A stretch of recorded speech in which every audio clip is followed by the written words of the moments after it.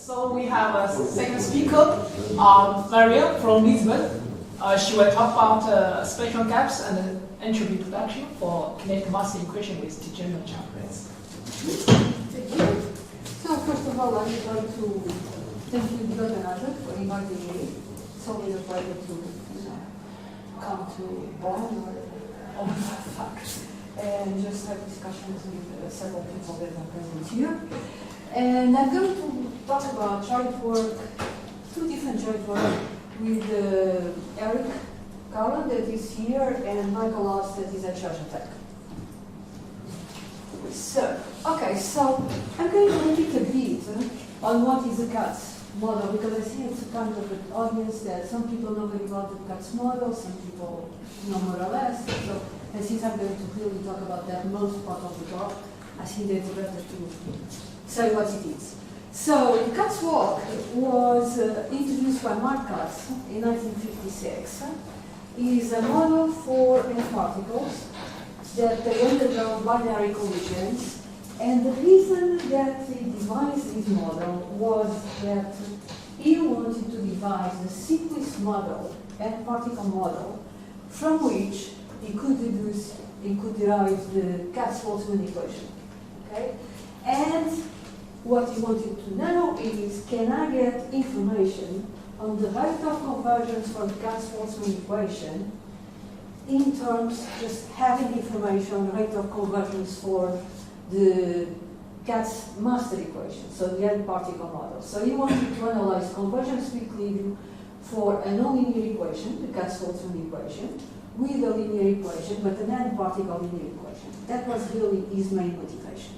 And he devised a one particle, so you have N particles, so each particle is one-dimensional, so you have the V1, Vn.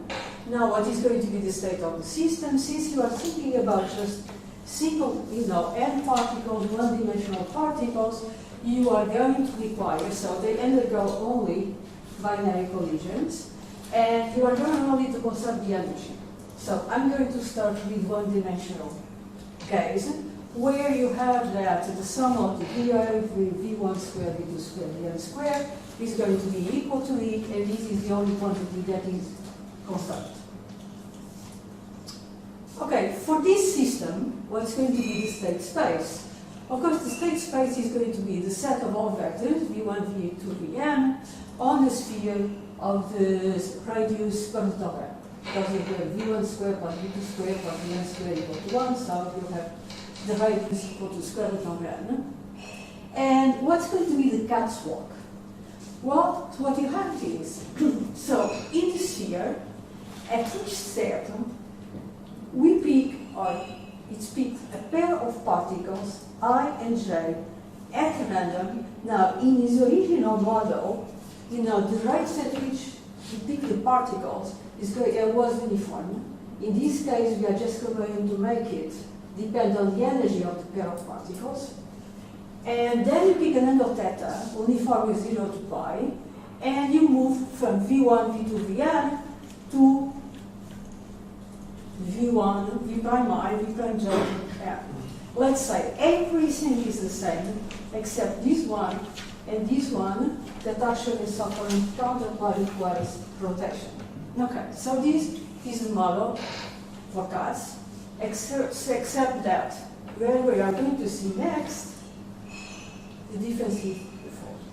So in this case, you pick the pairs of particles. So each pair of particles has a Poisson clock, and the different Poisson clocks can run at different speeds in this case, and you have the following. So associated to each pair of particles, there is an exponential random variable Tij with this parameter n over n choose 2 times 1 plus v square I plus v square j to the gamma. Now this gamma here is between 0 and 1. If you consider gamma equal to 1 or 2, you are thinking about the sphere case. If you consider the gamma equal to 1, you are thinking about the super sphere case. Okay? So the Tij actually is the waiting time for particles I and J to collide. You take this set of random times independent, and of course the first collision occurs when the minimum of the Tij for I smaller than j, you attain that minimum, and then the process starts again and again. Okay. So, what's going to be, we already know what is the state space. So what's going to be the generator of this process? So the process, first of all, is going to be reversible. To run the film backwards or forwards, you get exactly the same thing. Okay? So it's also going to be ergodic. Because in the state space in the sphere, you can go from any point in the sphere to any other point with at most n-1 steps. Okay? So if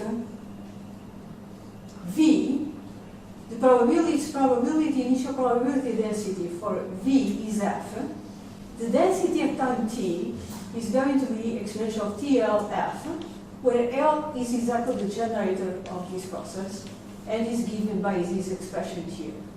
Now, here you see that you have 1 plus Vi squared plus Vj squared to the gamma times Fig minus F. The Fig are exactly the rotations that I spoke earlier. And what you are doing here, since you are putting 1, you are just making that pairs of collisions that have higher energy are going to collide much more frequently. So this is not exactly the original Kac's model. Okay. But it's, it has this interesting feature. Okay. So the original Kac's model, we consider the gamma equal to 0. So everything is directly uniform. Okay. As I said before, for gamma equal to 2,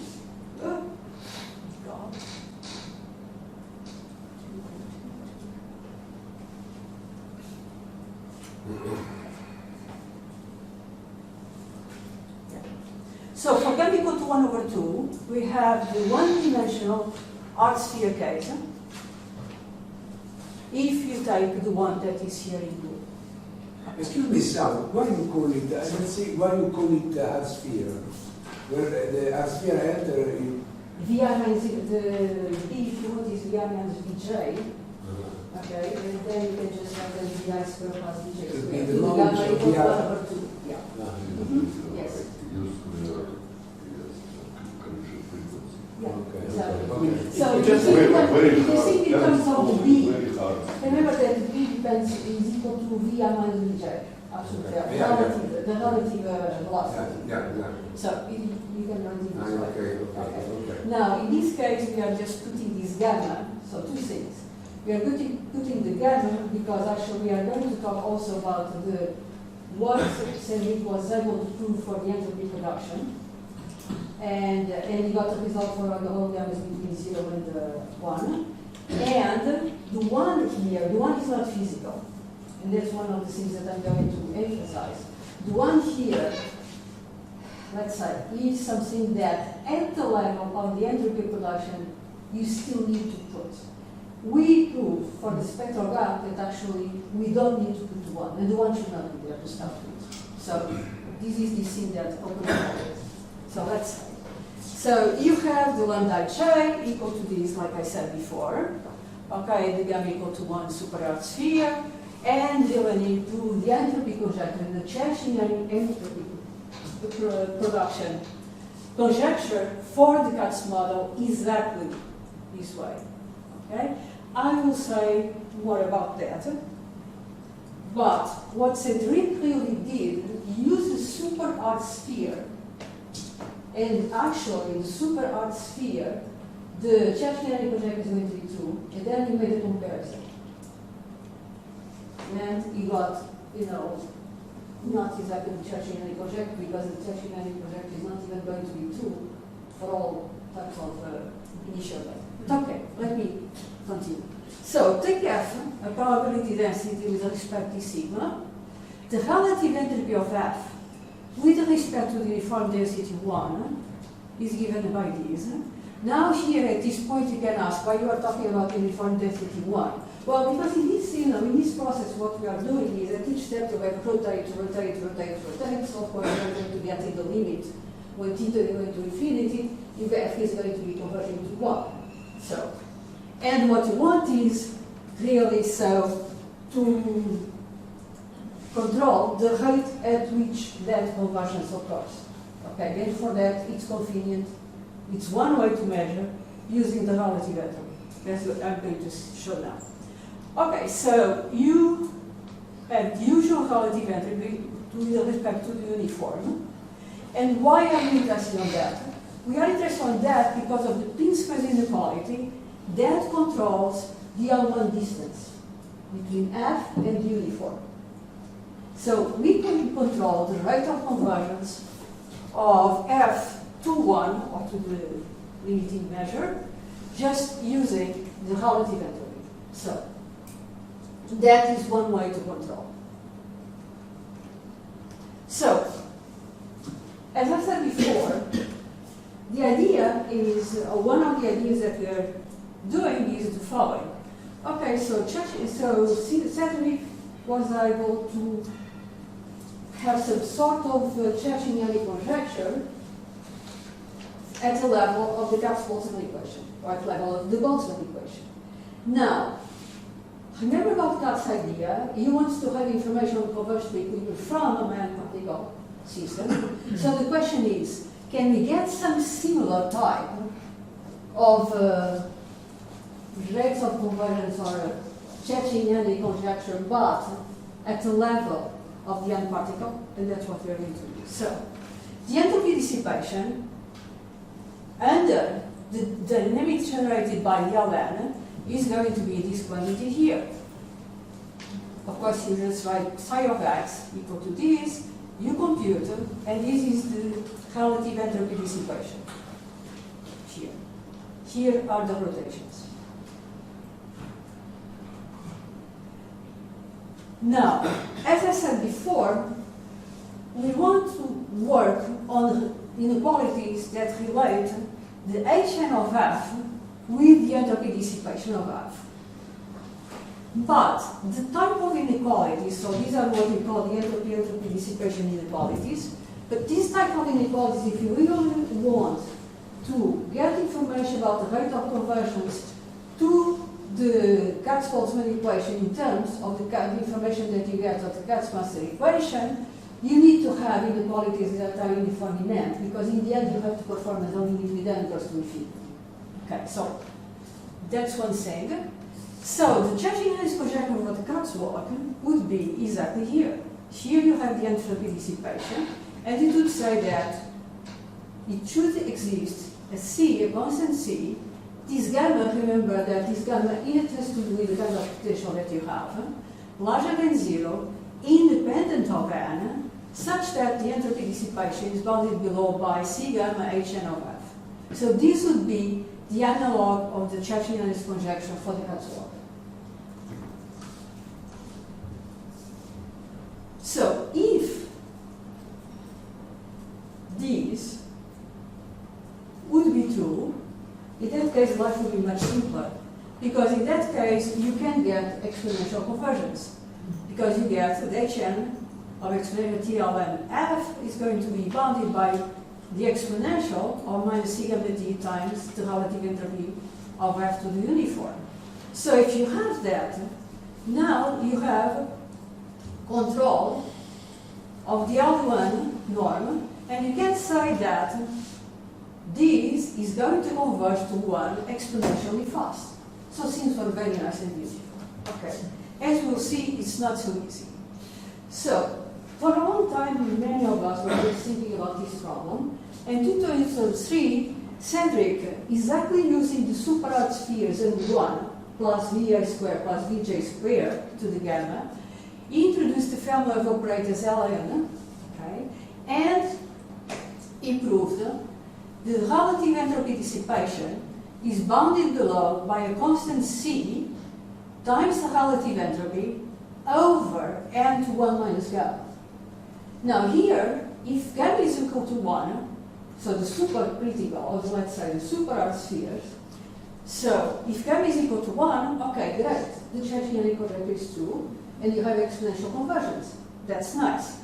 But if n is small, if gamma is smaller than 1, this gives a decay of this order here, And, you know, if gamma is smaller than 1, we cannot do anything with these. Moreover, Amit proved that essentially that n to the 1 minus gamma was really there. That was the best that we could have, and it should be really there. Okay. Because, okay. So, what you can see is, so remember the fact that you have the 1 plus dA squared plus dj squared, it's just giving, you know, the rate at which the particles collide is going to, the particles, so the pair of particles that have higher energy, they are colliding more and more frequently. So we see that at the level of the entropy dissipation, in order to get results, you need to have that up to now, okay?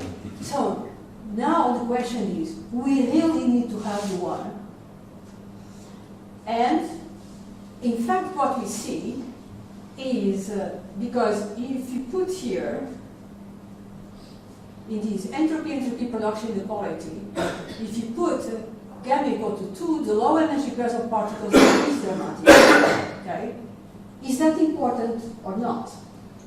So what we're going to see is, if you think, remember that I said, you can just study this convergence to equilibrium in the L1 norm, on the L2 norm, using the entropy dissipation, or using the spectral gap.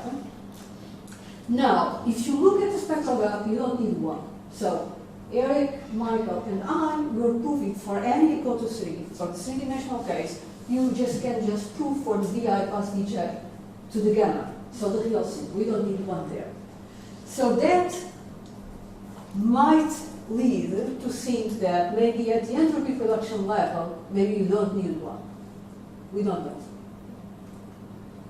Okay, now let's think about the spectral gap. So, why are you interested in that? Okay, so Ln gamma is the generator over Kac's model. And we say that it has a spectral gap delta n if you have this inequality here, the usual thing, for all non-zero h such that integrates to 0. In this case, you have that the L2 norm of the density, probability density of F at time t, minus 1, the L2 norm squared is controlled by the spectral gap of the generator. Okay? So as I said before, you have 2 different ways. You can just get control in L1 distance using the entropy dissipation, getting control in the L2 distance using the spectral gap. Okay? And you see that, of course, the spectral gaps and the entropy production, they are related to each other. Now, think about the following. So take F equal to 1 plus epsilon h. The integral of h is going to be 0. And for sufficient small h, epsilon, F is non-negative, and you have the relative entropy dissipation is going to be equal to this. You compute the relative entropy, and what we see is, if you have an entropy dissipation inequality, that implies that you have also a spectral gap inequality. So if you have this, you have this. Now, you can see, oh, but if you have also a spectral gap, because I said already that you are able to have a spectral gap for the real collisions, if you want to. Oh, fantastic, you can just have the entropy production, entropy dissipation. Well, no, the reverse is not true. So we cannot go from the spectral gap directly, from the spectral gap result, we cannot really get the entropy dissipation. So, okay.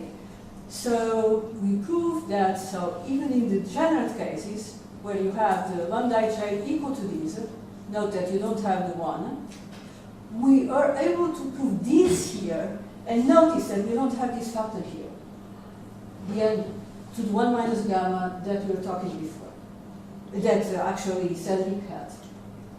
So, the question is, could we at least get the n-dependent entropy production bound in the degenerate case? When I mean degenerate case is when you have that dA plus dj to the gamma and no 1. And as I said before, this is open. And let's see, at least we can get the spectral gap for the physical momentum causing collisions in 3 dimensions. Okay? Because, okay, you will see. Because you would think that, okay, you just have, for the case in Kac's case, the one-dimensional case, velocity is just one-dimensional velocity, so that would not be so difficult to go to the 3-dimensional case. Actually, what we realized, we had to work quite hard because the momentum, because of course, as I'm going to describe now, so now in the 3-dimensional case, what we have? Take n, p in R3, okay, here, take the sphere, and we are going to have these tuples, v1, vn. Each of them now is in R3, and you have conservation of energy, and you have conservation of momentum. And actually what we realize is the conservation of momentum makes a mess. So, associated to each pair of particles, ij, you have an exponential random variable Tij with this parameter, and this alpha here is equal to 2 gamma, just in order that people relate to what I said before.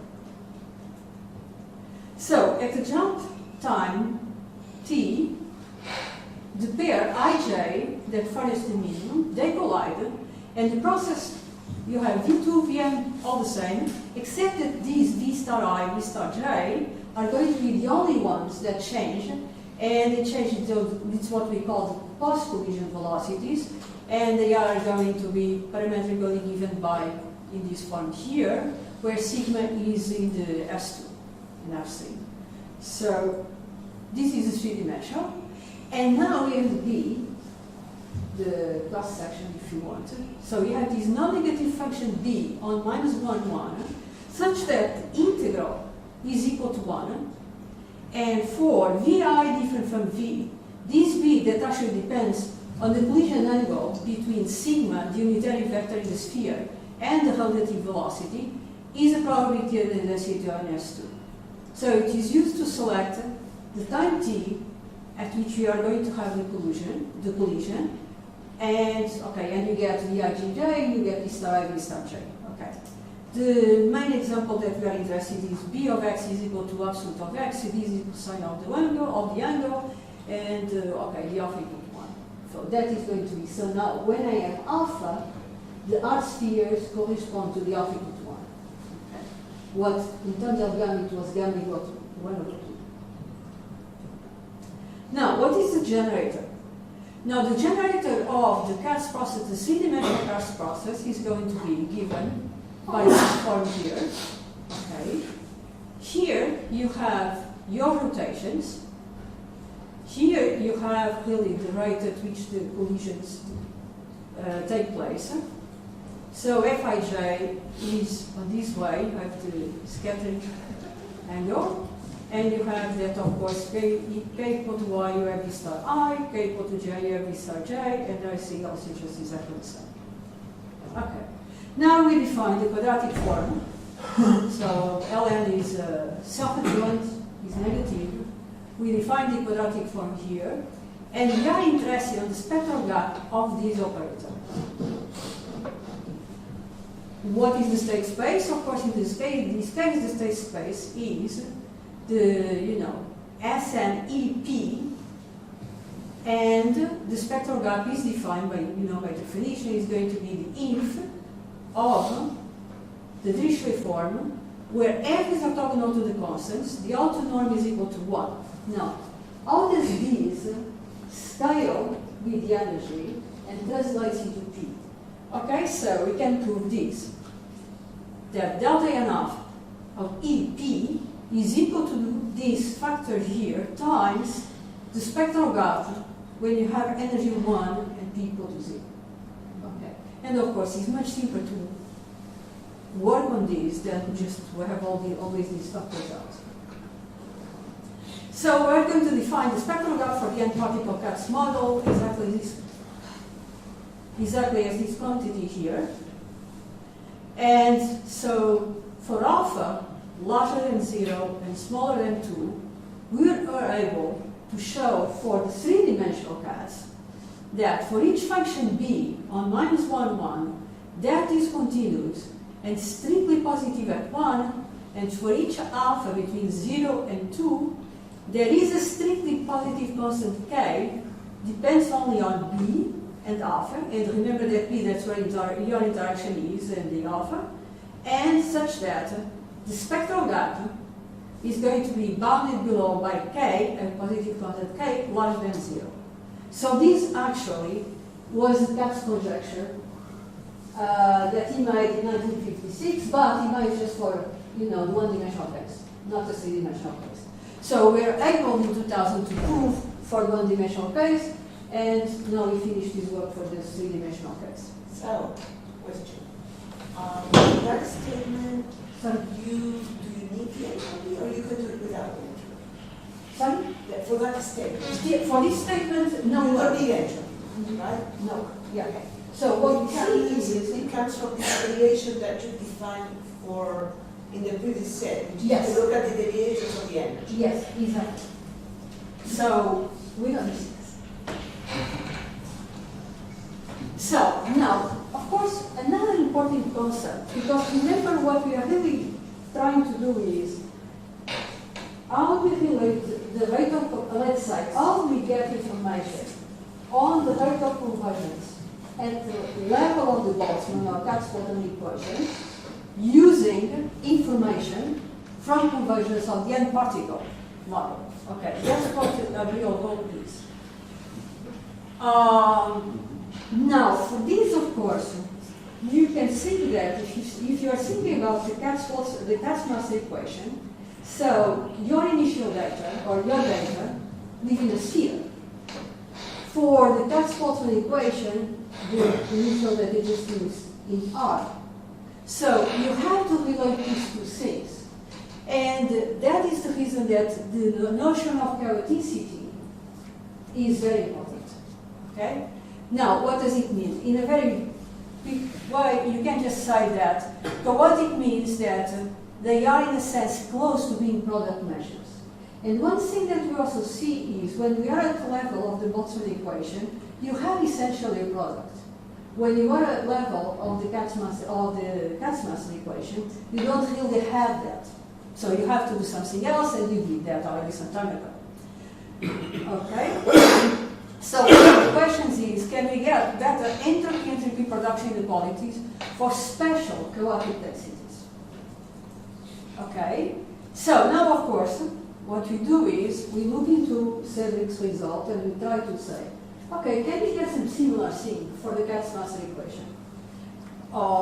And, of course, here you have the relative entropy dissipation per particle, and what we want is to get some information, some inequality of this type.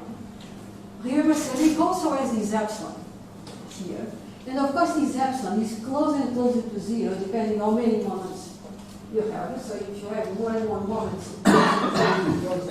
smaller and smaller, it's there. But it is still there, because as I said before, in the case of Cedric, you only get rid of these in the case of the super spheres. Okay?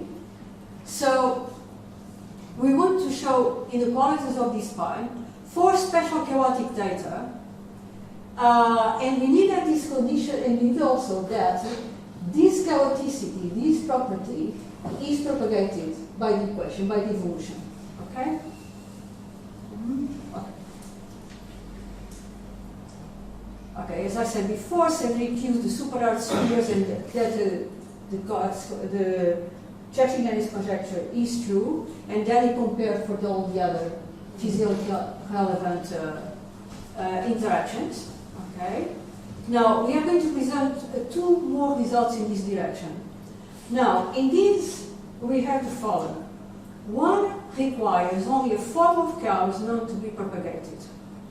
Now, that at first is very nice, but we have a problem. Because then we get a type of equality that is going to depend deeply on n. So that is not good if you want to perform the limit when n goes to infinity. The second inequality that we'll see has a constant that is independent of n. So it's a type that we wanted. I show you the two different results. But that involves a new notion of chaos that we don't know if it is propagated or not. Okay? Somehow, let's say, since the conditions are going to be propagated, we are going to be able to get a result similar to Cedric's result, but coming from the Kac master equation. Okay, what are these two?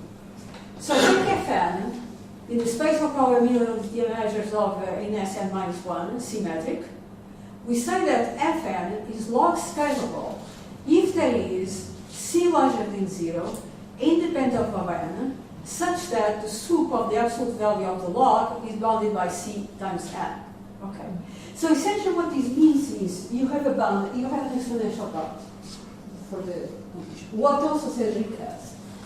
Now, using this definition of chaoticity, we have that the following theorem.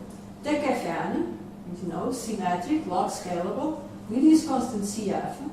Assume that there exists k larger than 1 such that these moments are finite.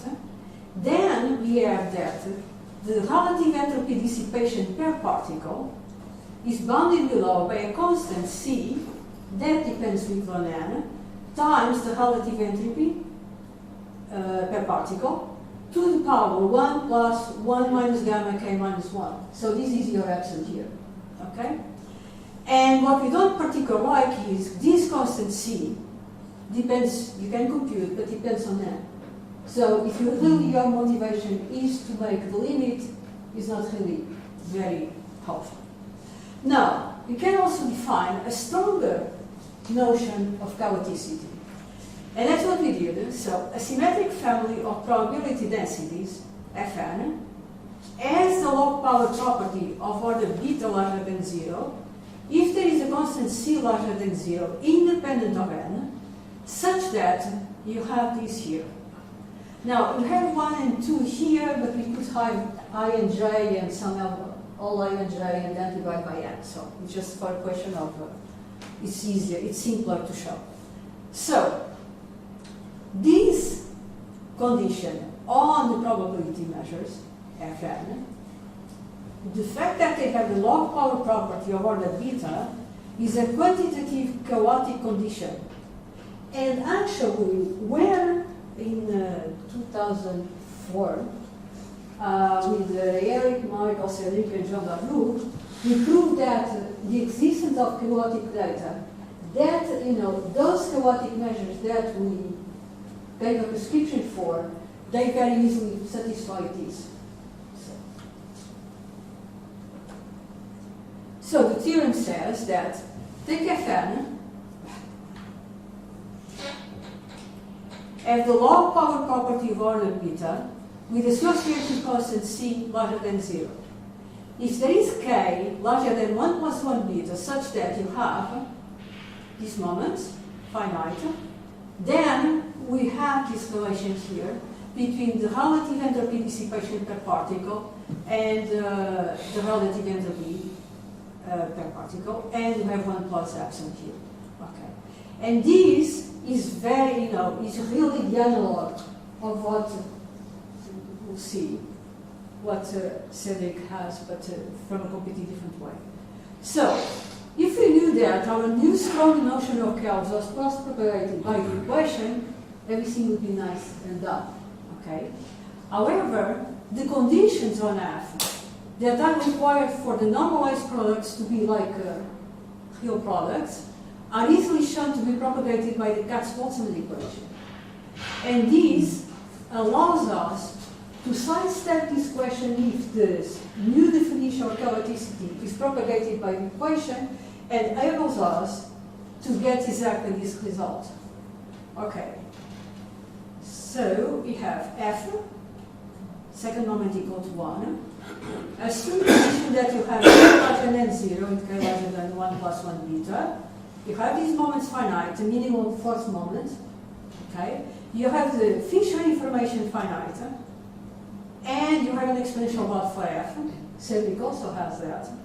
So then, we can say that there is an explicit constant C that depends on the parameters of the problem and on the quantity of moments, bounded moments that we have, such that you have the entropy dissipation, entropy dissipation inequality, with 1 plus epsilon, exactly like with Cedric, okay?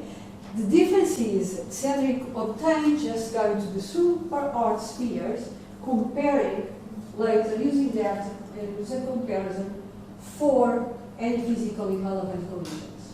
Now, we are able to get these, let's say, not exact Cercignani conjecture, the Cercignani conjecture would be, okay? The Cercignani conjecture did not have this epsilon, but we know that's not true for all initial data, okay? So we have these, but we have these from a direct analysis of the Young particle model.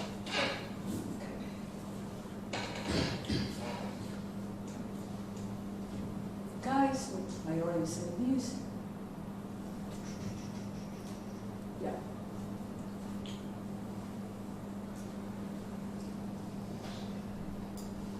So one of the questions is, well, maybe we really need to have stronger definitions of chaoticity, because the definition that Kac gave for chaoticity was really the minimum that he needed in order to derive the Kac-Boltzmann equation from the Kac-Master equation.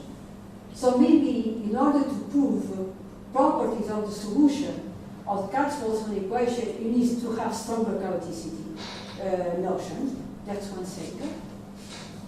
Okay. And he also used, and we also use in the case of the entropy dissipation regarded, we need still to have this one. And this one should not be there. You know, physically, we see that should not be there. So one main goal is to get the same type of inequality, but just with Vi plus Vj to the gamma instead of 1 plus Vi plus Vj.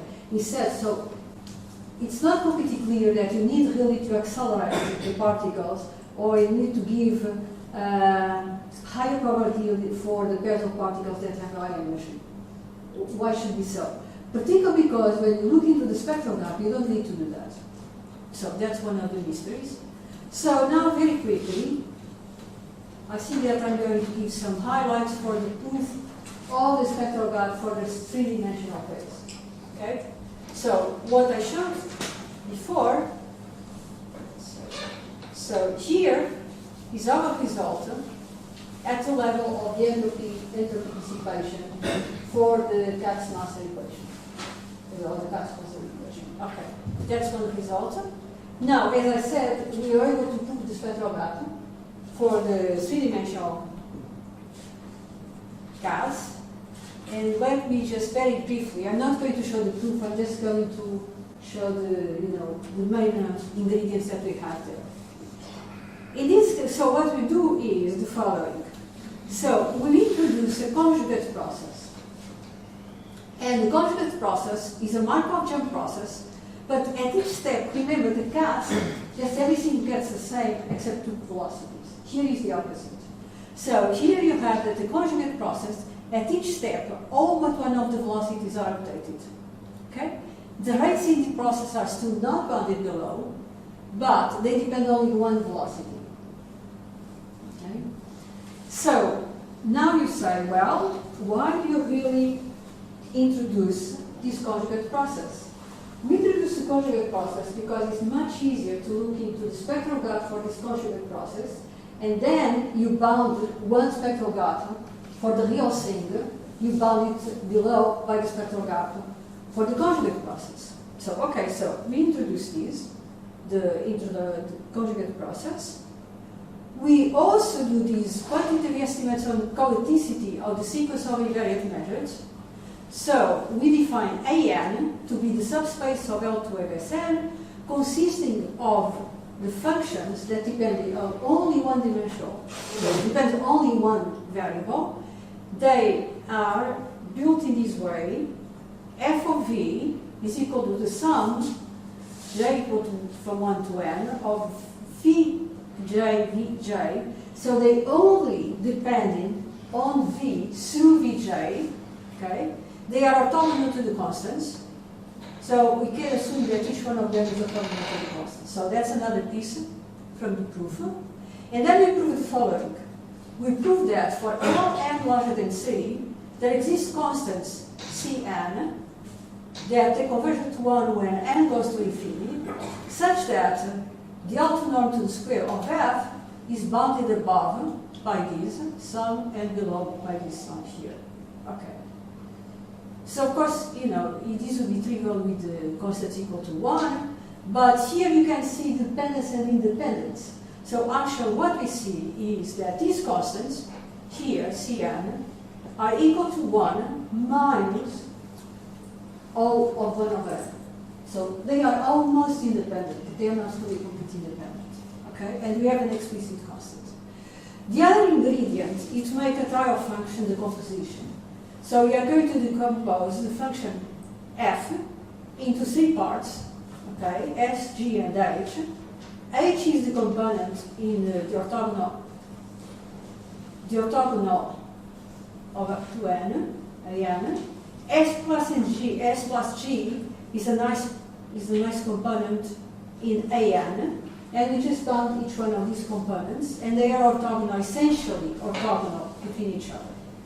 So each one of them has a special structure that helps us to control the spectral gap. And finally, so the conjugates very quickly. So the conjugate process, you have, so pk is the, consists of functions that depends on v sub vk. It has this generator here, where the lambdas are given by these. This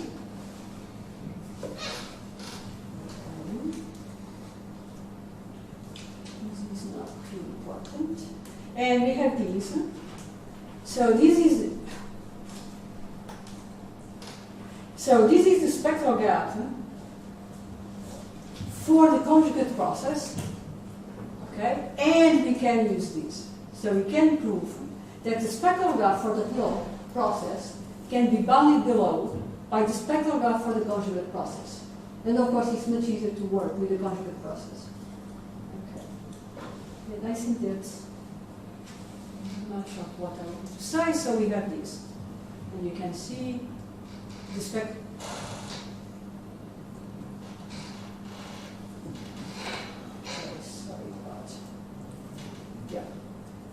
So we can see these here. So this is essential 1 minus 1 over n minus c. So of course, this is depending on that. And I think that's mostly what I want to say. Yeah. So what we do, again, similar, but not exact. Similar, let's say, taking some ideas for the proof that we did for the one-dimensional case for the spectral gap. That we make an induction, and we are able to control the spectral gap for n particles in terms of the spectral gap for 2 particles and compute that one here. Here we cannot do directly the same thing. So we need to have this conjugate process, and we need to control it. We bound the spectral gap for the conjugate process and for the real process with the conjugate process, and and we just do. And thank you very much.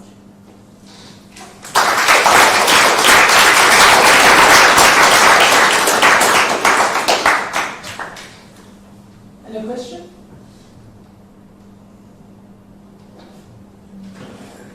Question. I mean, there is, it seems to me that there can be a non-homogeneous version of this model. So you have a particle on the segment, for instance, in a one-dimensional torus. When 2 particles hit, they can, with some probability to be scaled by with n, can have a collision and which rotates. No. So the kinetic equation is a sort of non-homogeneous version of that. Now it seems to me that the cross-section follows automatically the one of the spheres because it's the modulus of relative velocity.